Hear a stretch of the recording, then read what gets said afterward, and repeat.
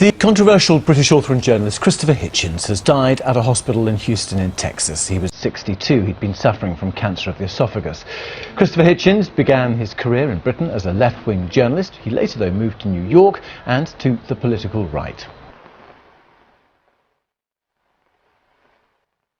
In his lifetime, the writer Kristoffer Hitchens fixed his devastating gaze on the likes of Henry Kissinger, the Clintons, and even Mother Teresa. When he wrote about public figures and politics, people listened. But his most lasting legacy may be his atheism. Kristoffer Hitchens' death from cancer at the age of 62 has ended his reign as perhaps the most articulate and contrarian intellectual of his generation. As vibrant on the page as he was at the bar. That's how Vanity Fair magazine put it. Hitch, as he was called by his friends on either side of the Atlantic, was both unpredictable and unafraid of Tony Blair over Iraq. The atheist Hitchens, by now ill with cancer, couldn't agree with him over religion. Once you assume a creator and a plan, it makes us objects in a cruel experiment whereby we are created sick and commanded to be well. I'll repeat that. Created sick and then ordered to be well. And over us to supervise this is installed a celestial dictatorship, a kind of divine North Korea. One of the things about being Kristoffer's friend is that you disagreed with him maybe 75% of the time. But he was very enjoyable to disagree with, because he, first of all, he's very, very smart, and he was also very, very funny. And also he didn't mind being disagreed. You know, you could actually have really savage disagreements with him, and it didn't affect your friendship.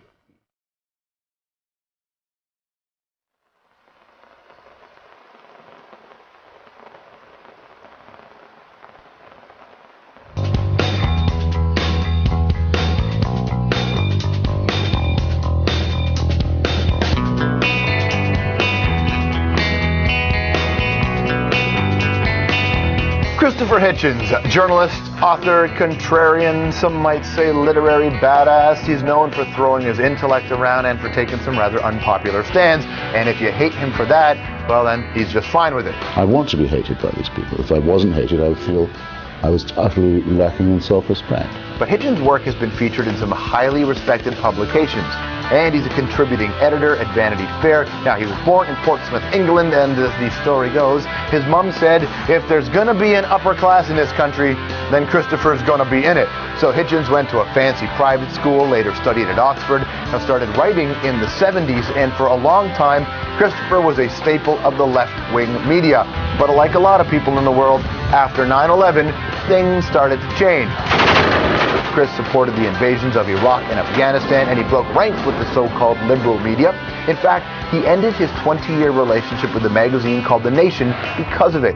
But Hitchens, whatever, doesn't mind ruffling a few feathers. Who the hell are you? I think you're about as smart as you look. He's called Henry Kissinger a war criminal and Bill Clinton a raging psycho. And as for his take on the beloved Princess Di... Basically a Sloane Ranger, a narcissist, a good time girl, with a very bad taste in men. How about the unassailable Mother Teresa? Hello, Target. Hitchens says she's no saint either, more like a fraud. Oh, he's also taken on another big name, some fellow named God. Heard of the growing atheist movement? Well, you can bet a lot of those folks have either read or have put on their bookshelf Hitchens' new book called God is Not Great, How Religion Poisons Everything. Please welcome back to the show, Kristoffer Hitchens.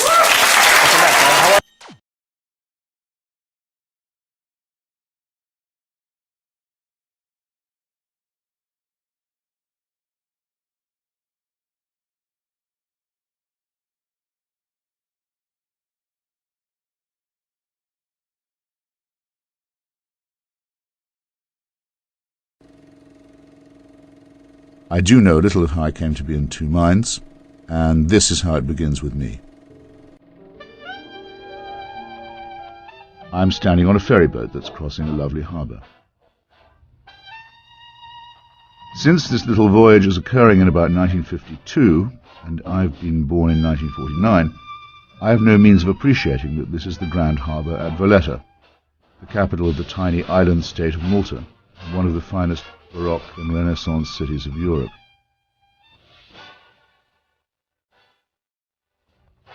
So, all things being considered, not too shaky a start. I am well-dressed and well-fed, with a full head of hair and a slender waist, and operating in a context of startling architectural and natural beauty, and full of brio and self-confidence, and on a boat, in the company of a beautiful woman who loves me. I didn't call her by this name at the time, but Yvonne is the echo with which I most piercingly and yearningly recall her memory to me. After all, it was her name. Yvonne had something exotic to it, and it put her, a little bit more refined than the naval officers' wives, the sturdy types who were brought up. And she had a bit of fashion sense. She was very pretty, and she was very frustrated because there was no money, and it was post-war Britain was very austere, very bleak. But she was always trying to inject a dash of colour into things. You know how you're sitting on the top of the stairs and your parents are having a row? And I was eavesdropping, and the row was this, very simple. My father was saying, we can't afford to send him to this school. You know, we don't have the money. And my mother said, look, Eric, that was his name, if there's going to be a ruling class in this country, if there's going to be one, Kristoffer's going to be in it, all right? And, I was so silently cheering her on, because I didn't know what ruling class meant, but I did like the idea of going away to school. From the ages of 8 to 18, I was to be away from home for most of the year. And the crucial rites of passage, from the pains of sexual maturity to the acquisition of friends, enemies, and an education, took place outside the bonds of family.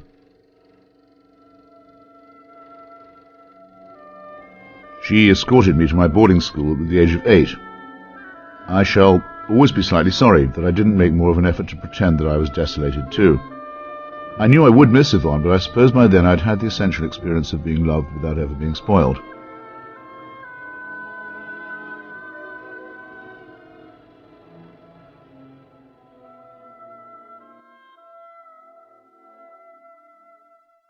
For the next 5 years, by now removed southward to Devon, where my Fifeshire accent was duly knocked out of me. Not only that, but that I wore corduroy shorts in all weathers, blazers with a school crest on Sundays, slept in a dormitory with open windows, began every day with a cold bath, followed by the declension of Latin irregular verbs, wolfed lumpy porridge for breakfast, attended compulsory divine service every morning and evening, and kept a diary in which, in a special code, I recorded the number of times when I was left alone with a grown-up man, perhaps 4 times my weight and 5 times my age, and bent over to be thrashed with a cane. The strange thing, or so I now think, was the way in which it didn't feel all that strange. The fictions and cartoons of Nigel Molesworth, of Paul Pennyfeather in War's Decline and Fall, and numberless other chapters of English literary folklore, have somehow made all this mania and ritual appear normal, even praiseworthy.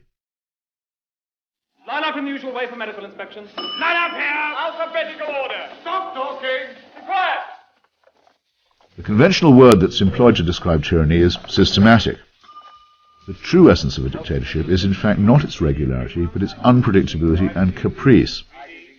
Those who live under it must never be able to relax, must never be quite sure if they have followed the rules correctly or not. The only rule of thumb was, whatever is not compulsory is forbidden. Thus, the ruled can always be found to be in the wrong. The ability to run such a system is among the greatest pleasures of arbitrary authority.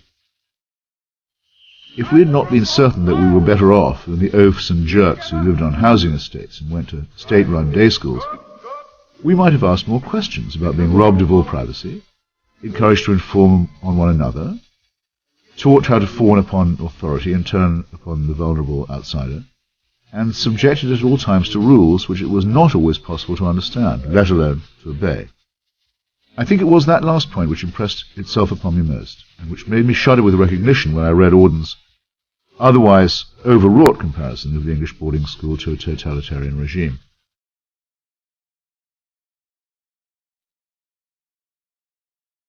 This often feels as if it happened to somebody else, yet I can be sure it did not, because I can recall the element of sadomasochism so well.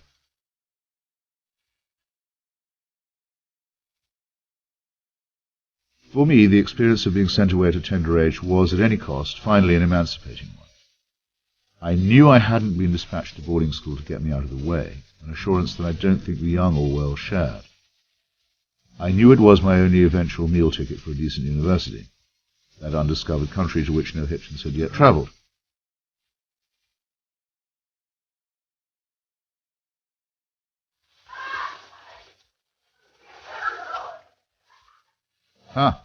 Hugh is going to Sedbergh, mouldy old prison.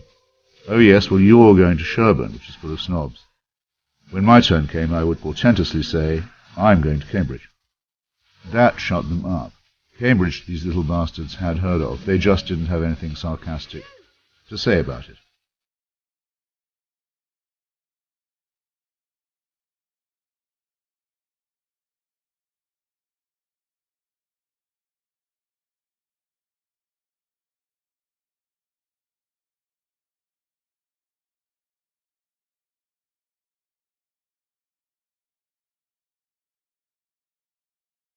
When the truth is found. In the spring of 1967 had come the atrocious military coup in Greece, making free world NATO complicit in a filthy dictatorship. At about this time, it was becoming clear that the American forces in Vietnam had no chance of repressing the southern insurgency and keeping the country partitioned, unless they were prepared to redouble their troop presence, or else resort to methods of wholesale cruelty and destruction, on which it often seemed that they had decided already.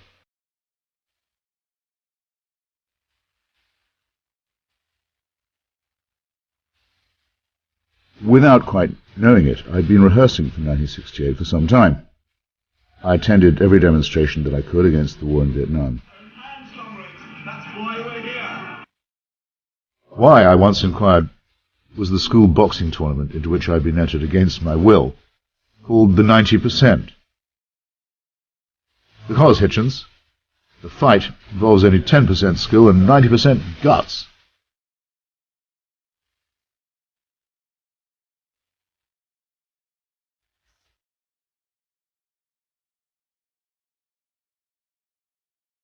I was approached by a rather terrier-like man who said he'd admired my remarks and asked me if I'd like to go with him to the pub. If a pint of tepid British beer can be said to have acted as a catalyst, then this encounter changed my life. My host was named Peter Sedgwick. We made an appointment to meet again, and my education in left opposition Marxism began. Hot town, summer in the city, back of my neck getting dirty. Beyond reform, and not only that, but we were fairly sure it couldn't last. The bureaucracy couldn't allow people to think for themselves or to innovate in production or distribution or exchange, because anything like that, any sign of initiative, could be the death of the regime. I left the court in a hurry because on the following day I was due to board a charter flight that would take me across the Atlantic for the first time in my life and land me in revolutionary Cuba. What I want to excavate here is what on earth were you thinking? By the time one Englishman had arrived in Cuba, 1 million Cubans had fled. What were you thinking? I tried at the time and have even attempted retrospectively to pretend that I enjoyed Oxford more than I did. Here you are, in a college that has been a great centre of learning since the medieval schoolmen. Outside your window is the very place where Bishops Cranmer and Latimer and Ridley were burned at the stake for their principles. You can be the inheritor of all this and more and give yourself to the life of the mind. Even as I tried to convince myself, I realized what I have often had to accept since, that if you have to try and persuade yourself of something, you are probably already very much inclined to doubt or distrust it. I was already a militant student member of the International Socialist Groupuscule, as such factions were to become known after the momentously imminent events in France. I knew nothing of this, but I became increasingly fascinated to learn of it and to read more of it. I was slowly being inducted into a revolution within the revolution. He was absolutely the leading figure, one of the leading figures on the revolutionary left in Oxford.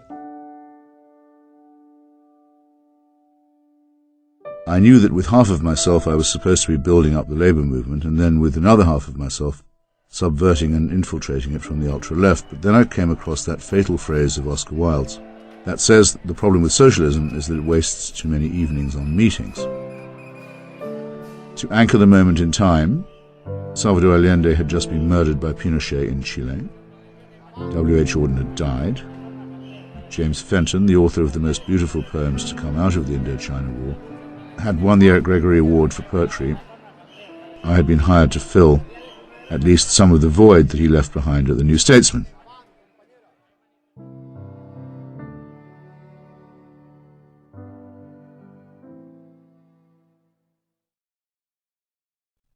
Allow me to relate this to you as it unfolded itself to me. Going back to Oxford one day, and after I'd moved to London and had begun working at the New Statesman, I was striding down the high street and ran straight into Yvonne just outside the Queen's College. We embraced at once. As I unclasped her, I noticed a man standing shyly to one side, and evidently carrying her shopping parcels. We were introduced. I proposed stepping into the Queen's Lane coffee house. I don't remember how it went. I was in Oxford to keep some pressing political and sexual engagements that seemed important at the time. The man seemed nice enough, if a bit wispy, and had an engaging grin. He was called Timothy Bryan, which I also remember thinking was a wispy name. I felt no premonition.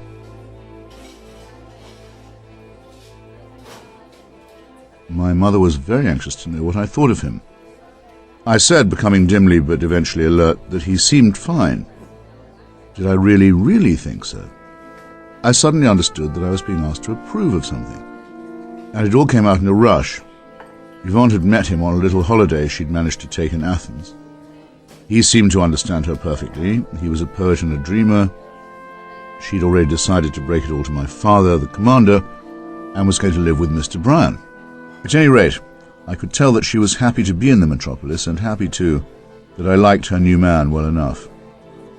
And I still have a rather sharp pang whenever I come to that corner of Shaftesbury Avenue, where I kissed her goodbye, because she had been absolutely everything to me in her way, and because I was never ever going to see her again.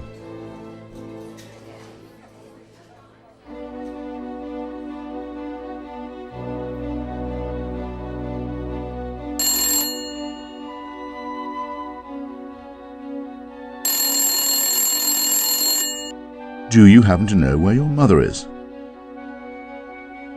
For my father to call was almost unheard of. His taciturnity was renowned, and the telephone was considered an expense in those days. But call he did, and not that many days later, and came to the point with his customary dispatch. Well, he went on evenly enough, I haven't seen or heard from her in days, and her passport isn't where it usually is. I quite forget how we left it, but I shall never forget how we resumed that conversation.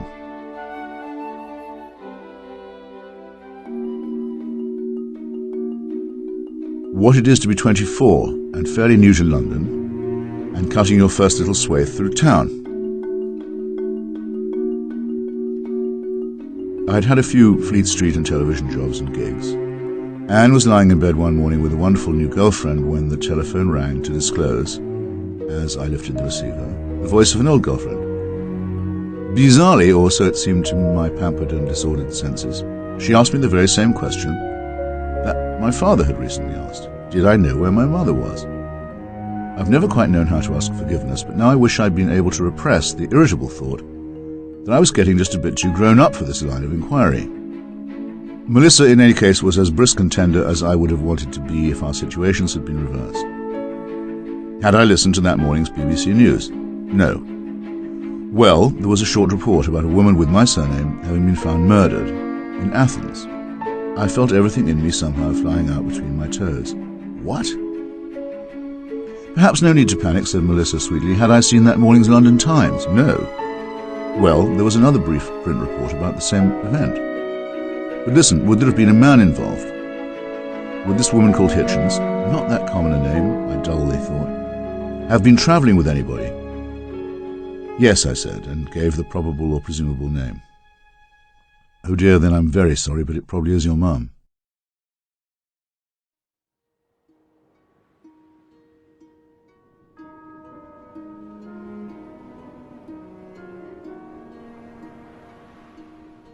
So, the rather diffident and wispy ex-Reverend Brian, so recently my guest at dinner, had bloodily murdered my mother and then taken his own life. Beneath that scanty exterior had lain a raving psycho. That was what all the reports agreed in saying. In some hotel in Athens, the couple had been found dead, separately but together, in adjoining rooms. For my father, who was the next person to ring me, this was especially and particularly devastating. I do not know how he bore the shock, but there was no question of his coming to Athens, and I myself, in any case, was already on my way there, and honestly preferred to face it alone. I was going through all of these motions while I awaited a bureaucratic verdict of which I was already fairly sure. My mother had not been murdered. She had, with her lover, contracted a pact of suicide. She took an overdose of sleeping pills, perhaps washed down with a mouthful or two of alcohol. While he, whose need to die must have been very great, took an overdose with booze also, and to make assurance doubly sure, slashed himself in a hot bath. I shall never be sure what depth of misery had made this outcome seem to her the sole recourse. You said you found that she had put a number of phone calls to you that night before it happened. Over the course of the day she was there, yes, the switchboard of the hotel showed several attempted calls. It was hard to do international calling in those days. So there was a record of, can you place this call? And it was to my number. And I was a young person then living in London, hadn't been there long, wasn't at home a lot, wasn't there. And I've always thought that if I picked up the phone, that yes, she would have had a handhold of some kind. Yet you and that maybe that's why she was calling. I mean, I just don't know, which is what makes it.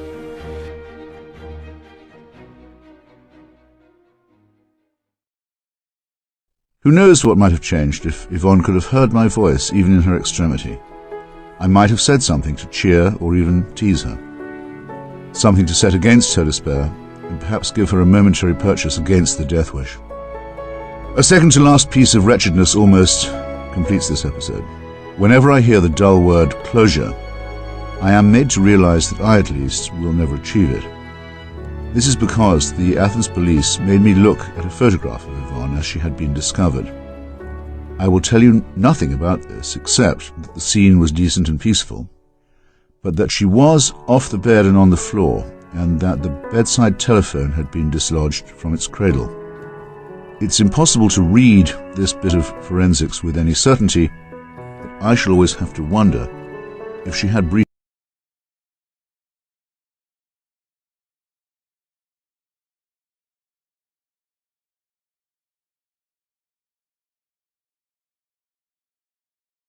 I'm eventually escorted to the hotel suite where it had all happened.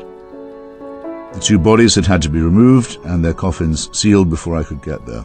This was for the dismally sordid reason that the dead couple had taken a while to be discovered.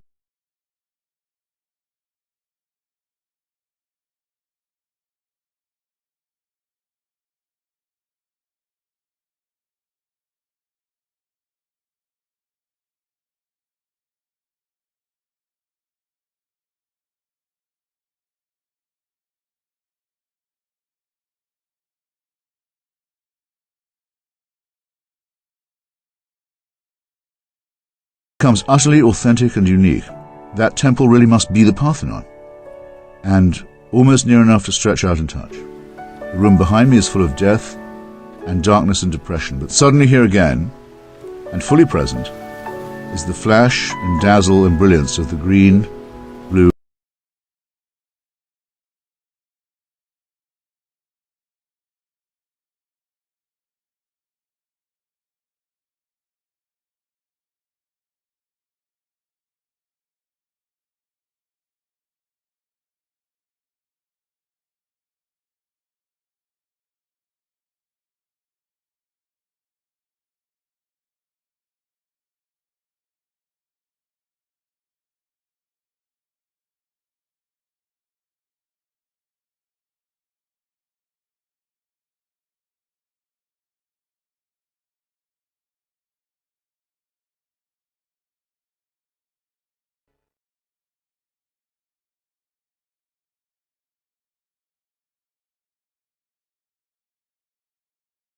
Yes, I was asked, on condition that I agreed, which I don't, that Saddam Hussein was a bad guy, why it was more important to remove him than to catch Osama bin Laden. I apologise for being blunt, but that's what they pay me for.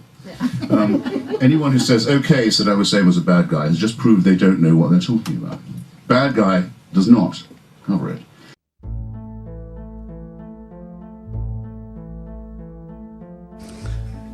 I suppose I'll start with Iraq, which was best described by, has best been captured by, under its old regime form, a brilliant author, an Iraqi English, half Iraqi, half English author called Kanan Makir, who had to write for a long time under a protective pseudonym of Samir al-Khalil, and wrote a tremendous book called The Republic of Fear, which is the best four-word description that one could have of the regime of Saddam Hussein.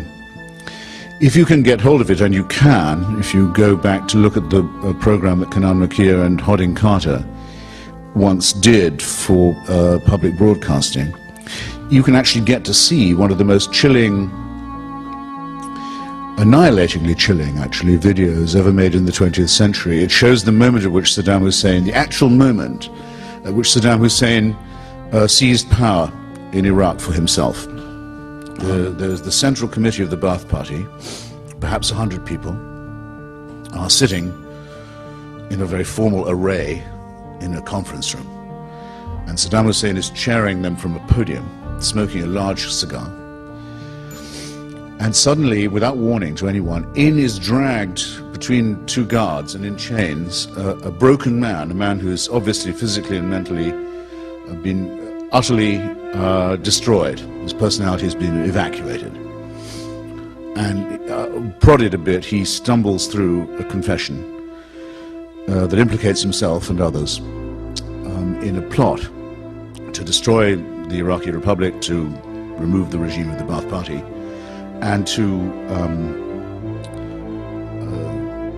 ruin the Iraqi revolution, the counter-revolution, in other words. Having confessed for himself and having begged to be executed for his crimes, having been reduced to a state of complete abjection, the man then says, the following members of this Central Committee were with me in this plot, and he begins to read out their names. Slowly. And as this happens, you can see it, the guards move every time a name is mentioned, and they grab the member of the Central Committee and lead him out of the door. And after about a dozen of these, there's panic.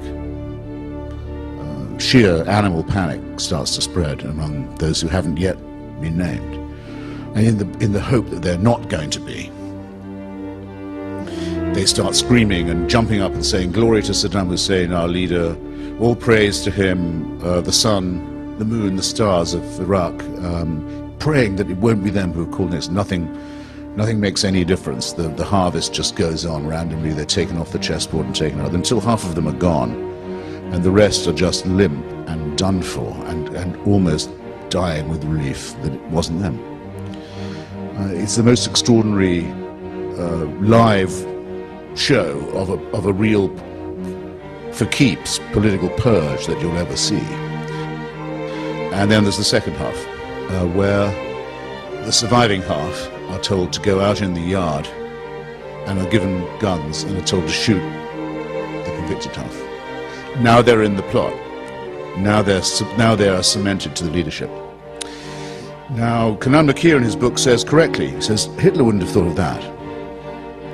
Stalin didn't even think of that, and he thought about these things a lot, about how to get one member of the Central Committee to betray another member and keep them all guessing so that you're the ultimate beneficiary. But this, it's often, I think, very, very, very hard for people who live in civilized countries, democratic countries, to understand what it would be like to live even a day under a regime that was like this.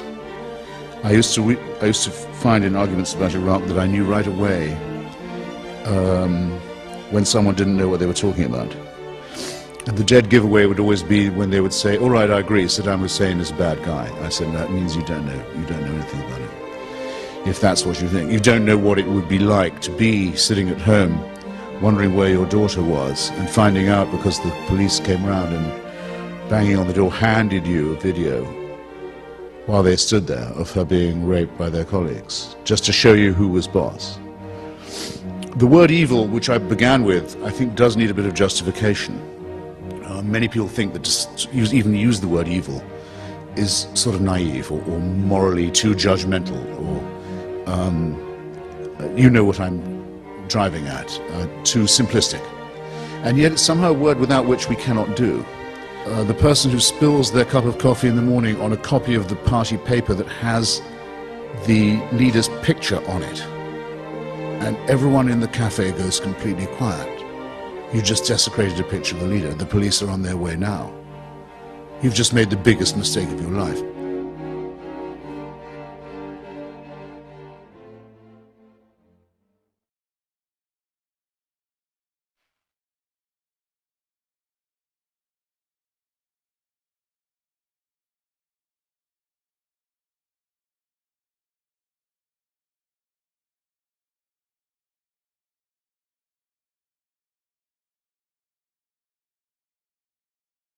My fellow citizens, at this hour, American and coalition forces are in the early stages of military operations to disarm Iraq, to free its people, and to defend the world from grave danger. On my orders, coalition forces have begun striking selected targets of military importance to undermine Saddam Hussein's ability to wage war. These are opening stages of what will be a broad and concerted campaign.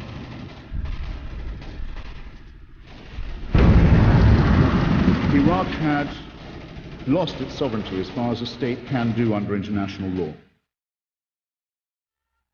There are 4 conditions under which a state may be deemed or said to have sacrificed its sovereignty.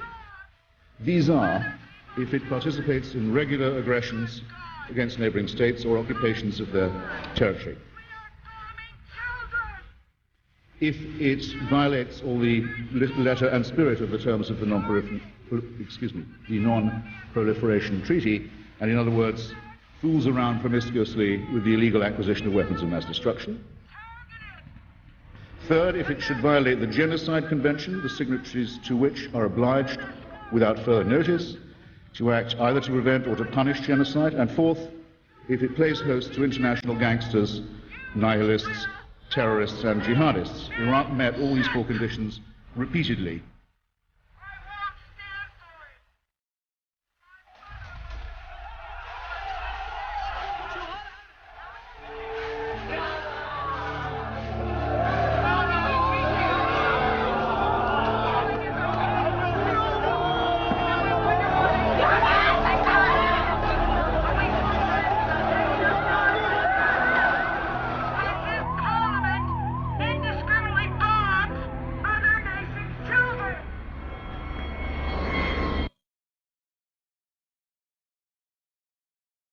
An impression, I think, ladies and gentlemen, has been allowed to form and perhaps even to coagulate and to congeal that it is only those of us who support the regime change, the revolutionary change in Iraq, who have any explaining to do. I think that that assumption needs to be counted from the very beginning. If you examine the record of the so-called anti-war movement in this country and imagine what would have happened had its counsel been listened to over the last 15 and more years, you would have a world in which the following would be the case. Saddam Hussein would be the owner and occupier of Kuwait. He would have succeeded in the annexation, not merely the invasion, but the abolition of an Arab and Muslim state that was a member of the Arab League and of the United Nations. And with these resources, as we now know, because he lost that war, he was attempting to equip himself with the most terrifying arsenal that it was possible for him to lay his hands on. That's one consequence of anti-war politics. That's what would have happened.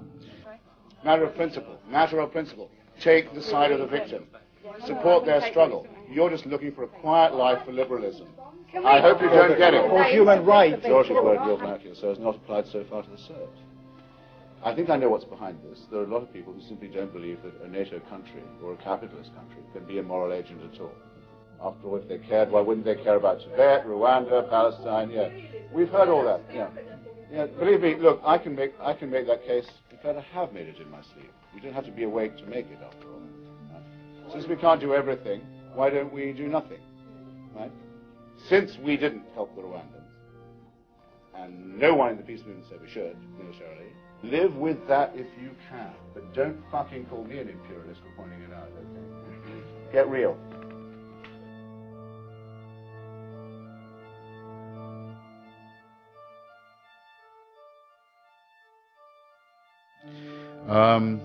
I haven't started with Iraq. I haven't begun to tell you what it's like. The nearest I can come from personal experience would be, I suppose, being present when a mass grave in the Shia districts of the south was being opened, Hilla, near Babylon, just after the intervention in 2003. And I was there.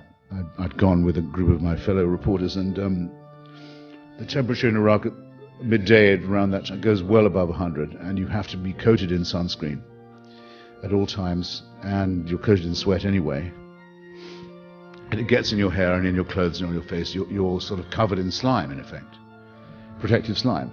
And that's fine until the wind gets up a bit as the mass grave is being excavated, and you find that you're being covered in a coat of powder, grey powder, which is made of people. It's the filth and the smut of people who've been buried en masse for a long time, are just being dug up and are being now blown around in a grave. And you want to feel dirty, if you want to feel dirtied up by the experience of fascism, try finding that you're 12 hours away from a shower and you can't get dead person out of your hair or off your face. There's nothing you can do about it. You're stuck with it, you're tainted, you're polluted, and you're living in a country, or visiting a country in this case, which is digging itself slowly out of a generalized mass grave.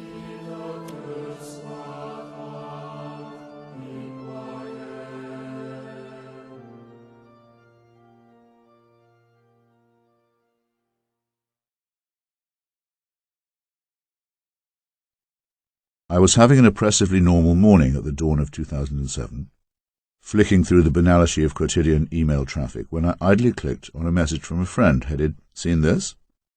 The attached item turned out to be a very well-written story by Teresa Watanabe of the Los Angeles Times. It described the death in Mosul, Iraq, of a young soldier from Irvine, California, named Mark Jennings Daly, and the unusual degree of emotion that his community was undergoing as a consequence. The emotion derived from a very moving statement that the boy had left behind, stating his reasons for having become a volunteer and bravely facing the prospect that his words might have to be read posthumously. In a way, the story was almost too perfect. This handsome lad had been born on the 4th of July, was a registered Democrat and self-described agnostic, a UCLA honors graduate, and during his college days had had fairly decided reservations about the war in Iraq. I read on, and actually printed the story out, and was turning a page when I saw the following. Somewhere along the way, he changed his mind. His family says there was no epiphany. Writings by author and columnist Kristoffer Hitchens on the moral case for war deeply influenced him.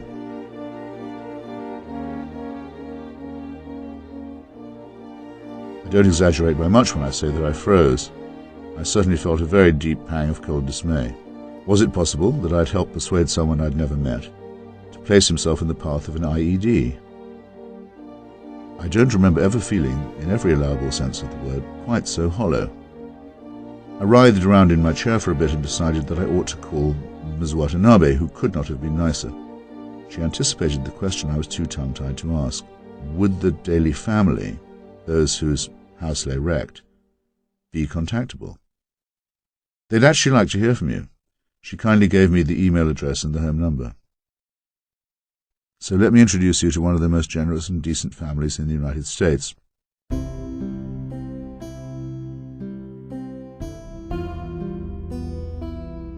In the midst of their own grief to begin with, they took the trouble to try and make me feel better. I wasn't to worry about any guilt or responsibility. Their son had signed up with his eyes wide open and had assured us that if he knew the possible outcome might be this, he would still go, rather than have the option of living to age 50 and never having served his country. Prior to his deployment, he told us he was going to try to contact you from Iraq. He had the idea of being a correspondent from the front lines through you, and and wanted to get your opinion about his journalistic potential. Mark had told his father that he had 3 wishes in the event of his death. He wanted bagpipes played at the service and an Irish wake to follow it, and he wanted to be cremated, with the ashes strewn on the beach at Nesco in Oregon, the setting for his happiest memories of boyhood vacations.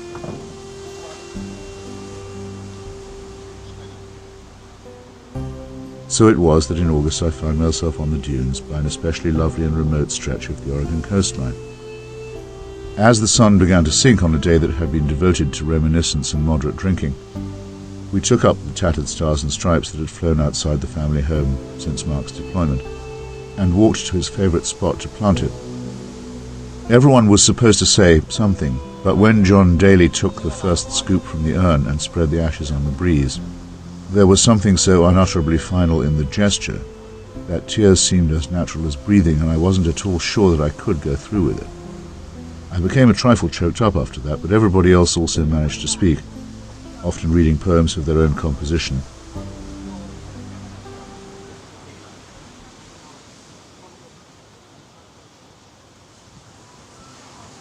And as the day ebbed in a blaze of glory over the ocean, I thought, well, here we are to perform the last honours for the warrior and hero, and there are no hysterical ululations, no shrieks for revenge, no insults hurled at the enemy, no firing into the air or bogus hysterics.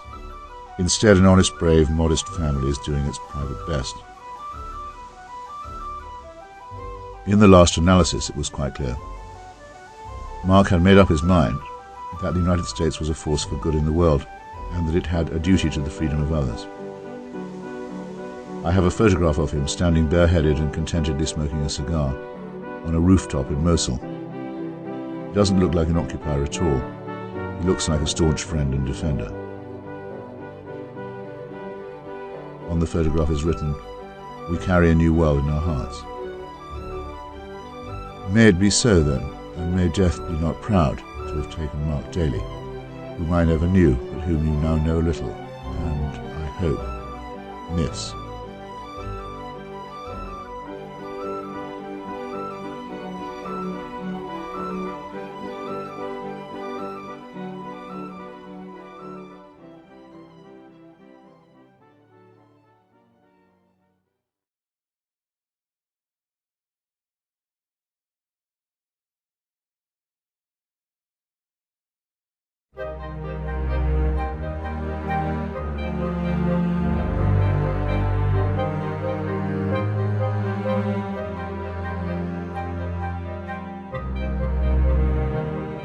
Fire! Fire! Fire! Fire! Now you've heard it. Not shouted in a crowded theatre, admittedly.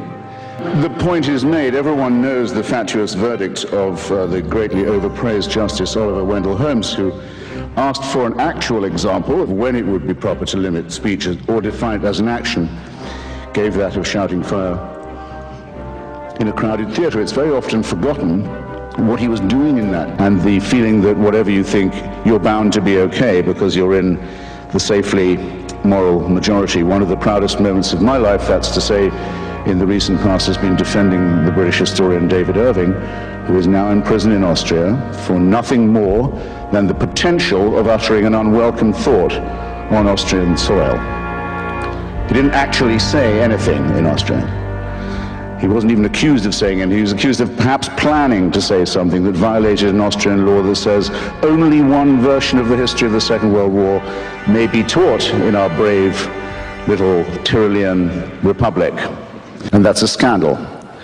And I can't find a seconder usually when I propose this, but I don't care. I don't need a seconder. My own opinion is enough for me, and I claim the right to have it defended against any consensus, any majority, anywhere, any place, any time. And anyone who disagrees with this can pick a number, get online, and kiss my ass. Returning now to our top story, the outrage in the Muslim world over caricatures of the Prophet Muhammad. Any depictions of Muhammad are offensive to the faithful. But in many Western nations, freedom of expression is a sacred right as well, including the freedom to express offensive ideas. Well, for some perspective on this, I spoke with columnist and author Kristoffer Hitchens and Ahmed Yunus with the Muslim Public Affairs Council. This is a debate. They do not pull any punches. And we began by talking about the decision of many media outlets, including CNN, to pixelate the images of Muhammad. Now, I know, as well as you do, that you have not done that in order to avoid sparing the hurt feelings of my fellow guest. You've done it because you're afraid of retaliation and of intimidation. Now, I'd like to ask him and anyone else who agrees with him is watching, is that the relationship they want to have with the free press? Because if we have to use this stupid word offensive, those of us who believe in the Enlightenment and the Constitution and the First Amendment are very much offended by this mad, babyish conduct. But we don't go out and kidnap the nearest Muslim we can find and take him hostage till someone apologizes. Okay. We don't violate diplomatic immunity. We don't, which is one of the most precious things in the international community, much more precious than the right of Muslims not to have their feelings hurt. The whole thing is a scandal, and we're all running scared from it. Okay, let's let Ahmed Yunus. Ahmed, jump in here. I know you want to nature of offence, that something that gives offence is seen to legitimize violence. And the classic case that we're familiar with, all of us, is of the cartoons in the Danish newspaper, which appeared in the September, and only by the December of that year in Denmark had caused trouble across the world. 50 countries reproduced these cartoons, so that we all knew what we were talking about. But ambassadors were withdrawn from Copenhagen, and embassies around the world, Danish embassies, were attacked, and many people died because of cartoons.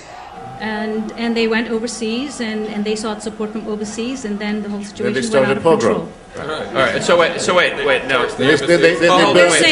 Kristoffer's turn to let Kristoffer respond. No, I'm just want to finish the point. What I'm saying is that had it been addressed at the local level, it would have never become an international phenomena that it became. It should be addressed at the local level, like Signy did. When the Philadelphia Inquirer decided to publish that same cartoon, they called the Muslim community and said, we want to do something about this and we want to create dialogue. Now that was responsible. That was socially responsible. Kristoffer, go ahead. When Dr. Samuel Johnson had finished his great lexicography, the first real English dictionary, he was visited by various delegations of people to congratulate him, including a delegation of London's respectable womanhood who came to his parlour in Fleet Street and said, Doctor, we congratulate you on your decision to exclude all indecent words from your dictionary. And he said, ladies, I congratulate you on your persistence in looking them up. I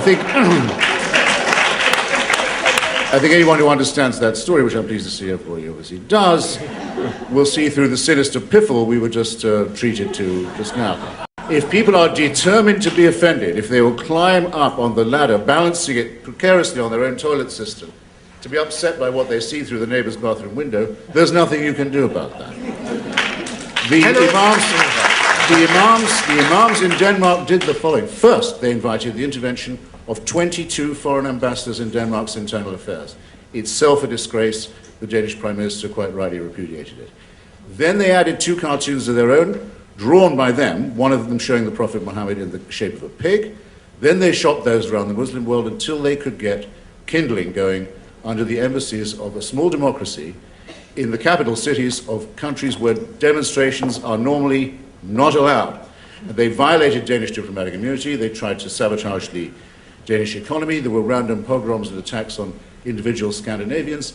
And David Cesarini says he doesn't like the reminiscence of the 1930s that is inscribed in the cartoon. I don't like the reminiscence of the 1930s that is involved in a Kristallnacht against Denmark, put up by religious demagogues and thugs. And that's what needs to be condemned. David Cesarini.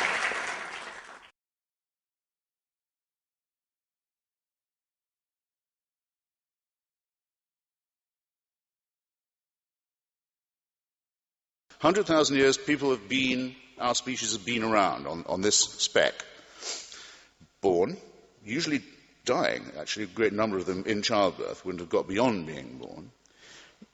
For the first 80 or so, 90 or so thousand years, nearly 100, not living more than 25 to 30 years at the most, then probably dying of their teeth, if they were lucky. terrible disease, suffering, misery, malnutrition, and fear. Where do the earthquakes come from? Why is there an eclipse? What are the shooting stars doing? And awful cults of sacrifice to try and ward off what are in fact natural events. And war, and rape, and the kidnap of other peoples and the enslavement of them. All of this goes on. For the first 97, 98,000 of this, heaven watches with indifference. Oh, there they go again. That whole civilization's just died out. Well, what are you going to do? They're raping each other again. They're poisoning. They think that the other tribe has poisoned the well, so they're going to kill all their children. All of this. Just watch all that. 3,000 years ago at the most, it's decided, no, we've got to intervene now.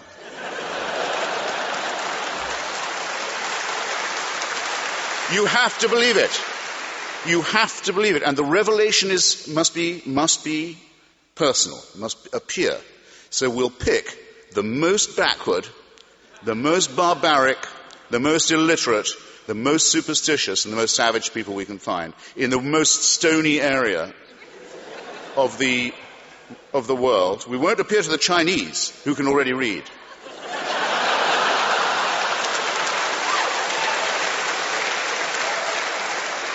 We won't appear in the Indus Valley, where they know a thing or two and they're already, they're very far advanced. No. We'll appear to this brutal, enslaved, hopeless, superstitious crowd, and we'll force them to cut their way through all of their neighbors with slaughter, genocide, and racism, and settle on the only part of the Middle East where there's no oil.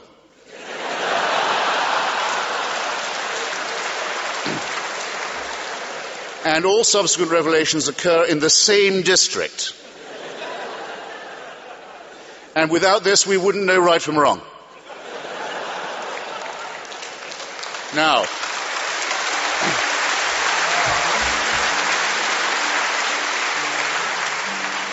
ladies and gentlemen, comrades and friends, brothers and sisters, I know I'm capable of parody and at my lowest of sarcasm, and I've proved it to you, and sometimes I've got paid for it. But in seriousness now, do I seriously misrepresent the situation?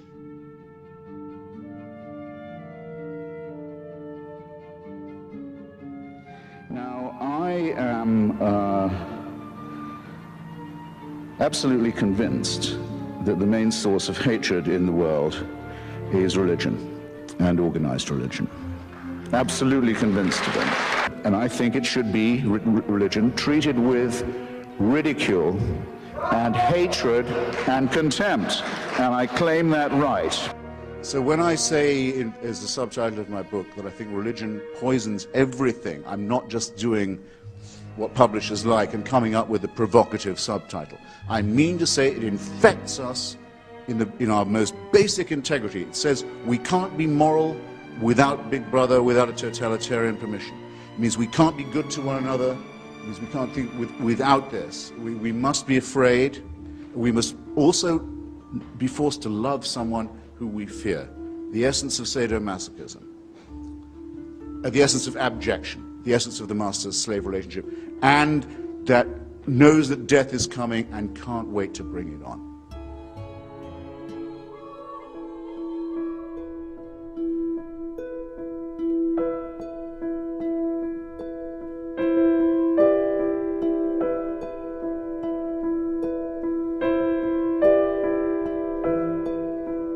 It is a horrible idea that there is somebody who owns us, who makes us, who supervises us, waking and sleeping, who knows our thoughts, who can convict us of thought crime, who can do thought crime, just for what we think, who can judge us while we sleep for things that might occur to us in our dreams, who can create us sick, as apparently we are, and then order us on pain of eternal torture to be well again. To demand this, to wish this to be true, is to wish to live as an abject slave.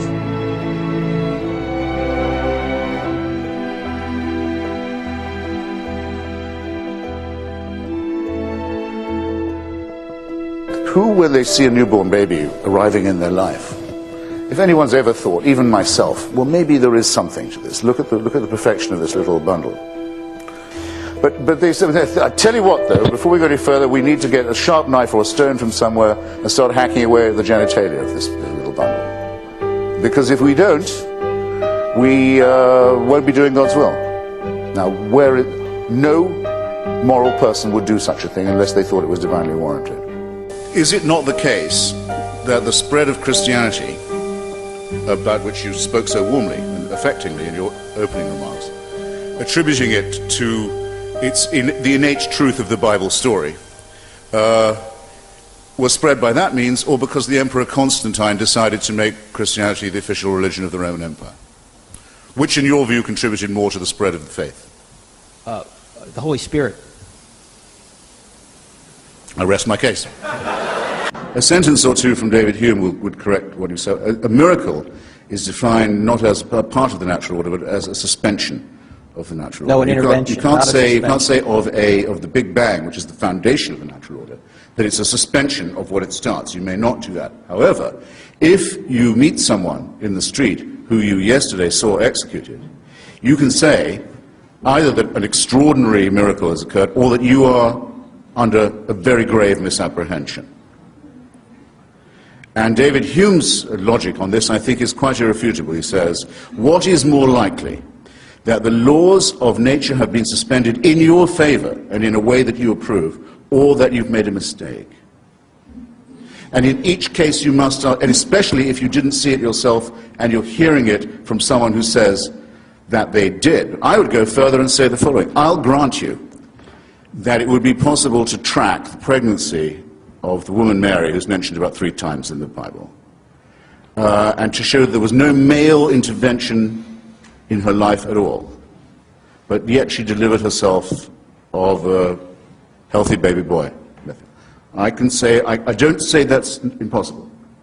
Parthenogenesis is not completely unthinkable, but it does not prove that his paternity is divine. And it wouldn't prove that any of his moral teachings were thereby correct.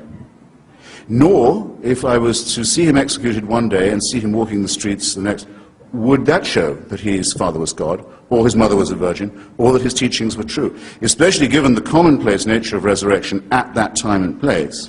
After all, Lazarus was raised, never said a word about it. The daughter of Jairus was raised, didn't say a thing about what she'd been through. And the Gospels tell us that at the time of the crucifixion, all the graves in Jerusalem opened, and their occupants wandered around the streets to greet.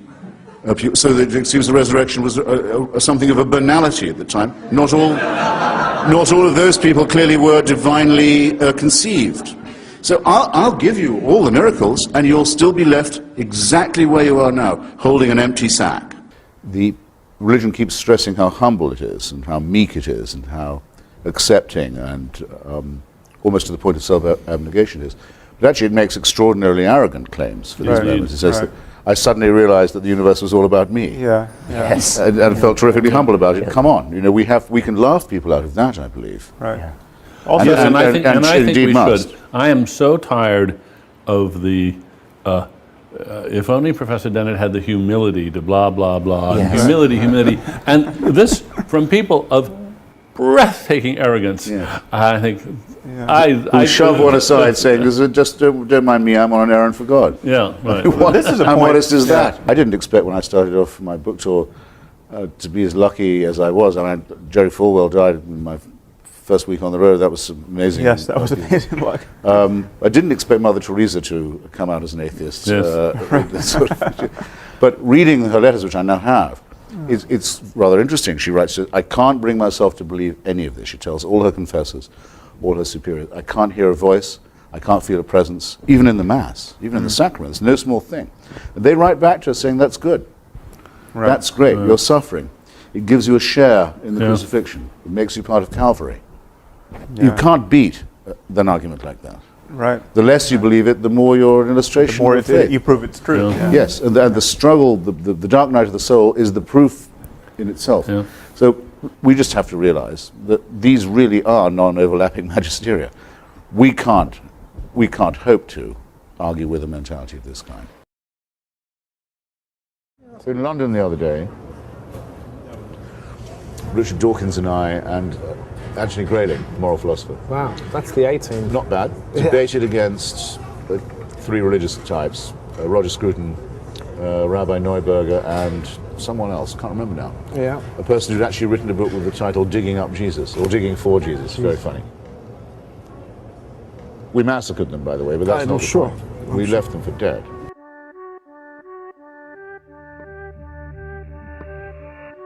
It's very much like The Life of Brian, which I still think is the funniest and maybe cleverest film ever made. Blessed are the cheesemakers? Well, no, it's not supposed to take it literally. I mean, it's a reference to anyone in the dairy industry. That's true, that's what they're like. Yeah, and the Palestinian Liberation Front is very prophetic Judea. as well. Yeah, No, People's Front of Judea. People's Front of Judea. And the Judea People's Front. Splitters! What have the Romans ever done for us? Well, the Christian right will take over the country, which it will not. It cannot do that. It can't do that? It's impossible. It could not go. The great thing about the United States is no one group is strong enough to dominate it. But we've been... Certainly not this crowd. And the last time they did, they never recovered from their victories, which were prohibition and banning Darwin. Millions of secular people thought Mother Teresa was a saintly woman, instead of the douchebag and liar and thief that she actually was. You shouldn't seem so delighted about that. It's very bad for them. Well, I like it when bad people die. I don't love my enemies. That's why I think Christianity is immoral. Go love your own enemies, don't be loving mine.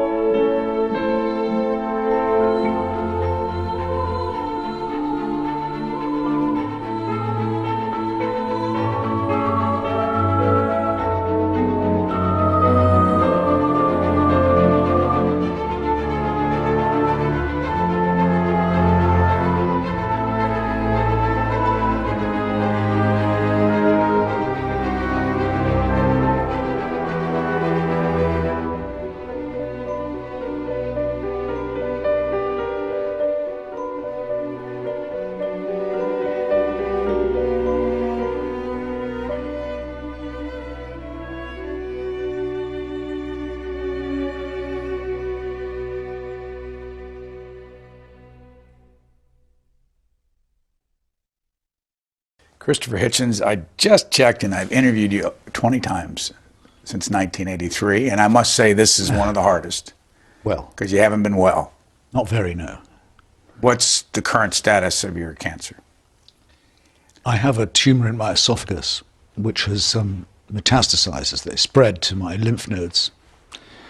And I'm afraid that I'm not completely sure to part of my lung. And it's at stage 4. And the thing to note about stage 4 is that there is no stage 5. So it concentrates the mind a bit.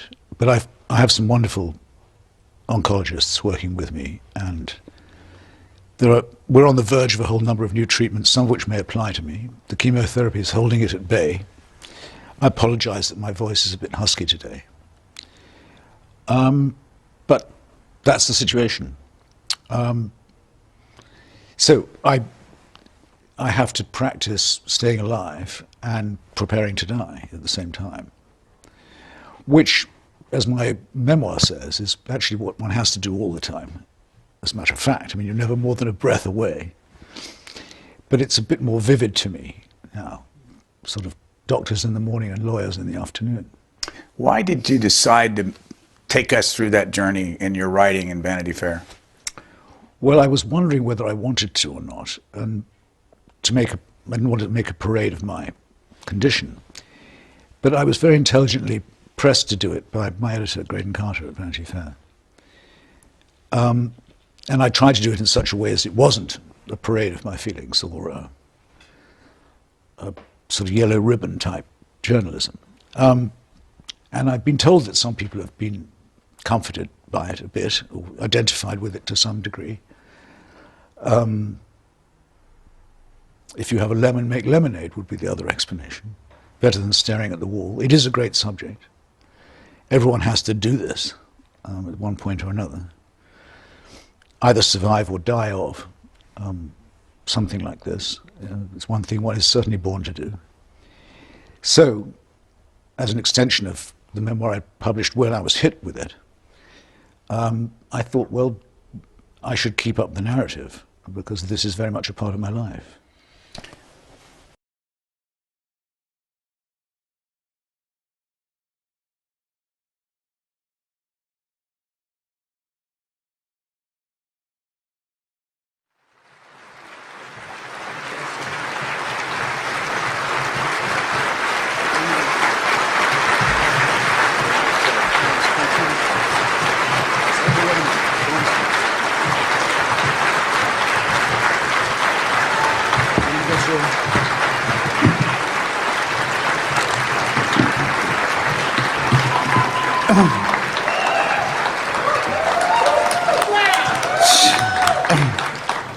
Well, I'm overwhelmed, ladies and gentlemen, brothers and sisters, and I did promise Richard that if my voice didn't go to rags, I would try and speak to you a bit, if that's all right.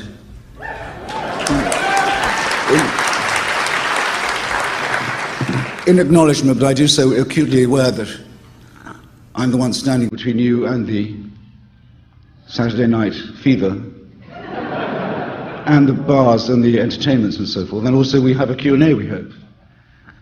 Excuse me. I'm so sorry. I have to cough for a little bit.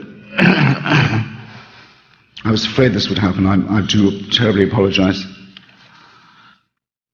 Now, some of you know, well, I guess you all know now, that the words of one of my favorite poets, Ernest Dowson, are quite often with me.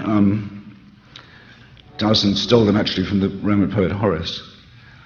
Non sum qualis eram. I'm not as I was. And though, as I know as well as you do, there's no point in arguing about the actual date or time of departure, because I like to think there would be no good time. I hope you agree with that.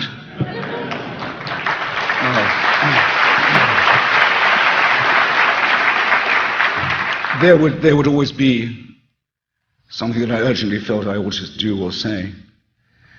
And one mustn't repine or give in to self-pity about that. But at this present moment, I have to say, I feel very envious of someone who's young and active and starting out in this argument. Just think of the extraordinary things that are happening to us. I suppose I should begin to close now, because I've said all I wanted to say for myself, and I will join Richard, if I may. You can ask me a question or two with your indulgence, but to say that I'm not going to quit until I absolutely have to, but that please. Because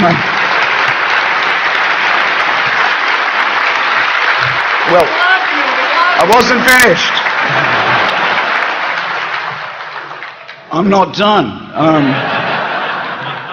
Till I absolutely have to.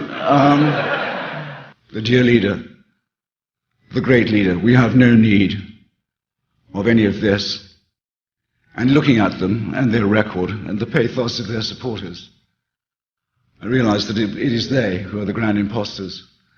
And my own imposture this evening was mild by comparison. Thank you very much.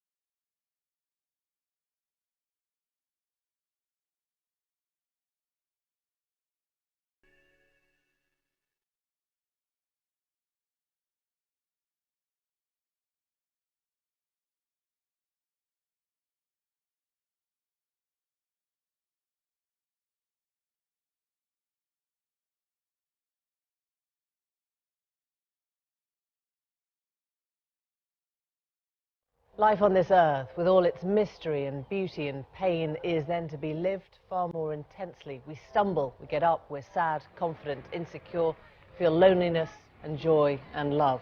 There's nothing more, but I want nothing more. Kristoffer Hitchens wrote in one sense his own memento mori and thought clearly about his death many months before it came. He talked candidly about cancer, making him sober and objective. This week, it finally killed him. Tonight, we look at the legacy of an extraordinary writer, polemicist and thinker.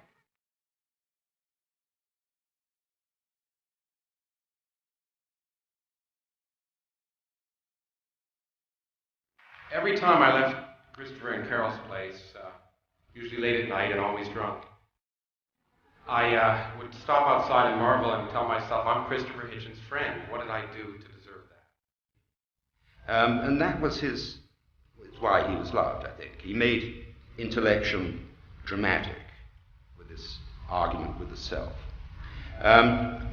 One of his favorite, I'll just end now with, one of his favorite phrases was, what could be more agreeable, he used to say. It was one of his very English remarks.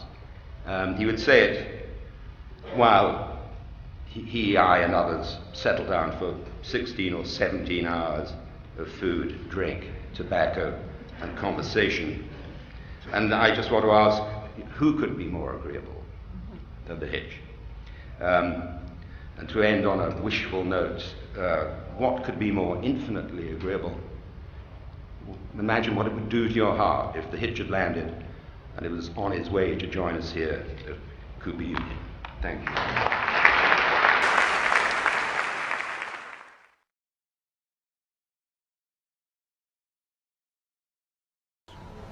People come up to me and they don't say, I've read your article, or I've read your book, or I was at your lecture, or I came to your book signing, or your book reading, or you were great on C-SPAN. They say, hey, do you know you're on YouTube? And I caught your act on, and this is maybe a TV show or a speech or some exchange in public that I'd forgotten I'd done. And it's immortalized. It makes me very nervous, and it makes my publisher very happy, because it means you don't have to be asked on TV, you don't have to be asked for a lecture, you're just there, accessible.